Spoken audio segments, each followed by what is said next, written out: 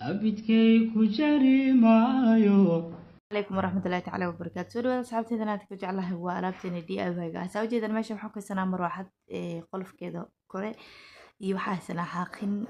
عوار بن عودي ويني هذا وحال هاي مو هدي الواد بدلكيس حاقين كاس استعمالنا حاقين كوعسوبي هاي زوج إذن محل هاي وحسب سنة وحنكسو حرني عودي وحنكسي حرني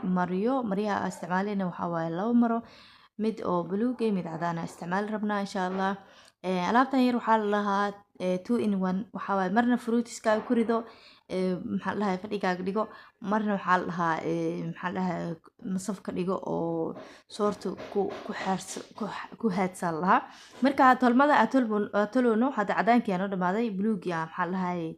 aan ku tolinaa marka tolmada atolno waxaa waaye tolmo oo maxaa la lahaa sida loo tolo ay sheegtay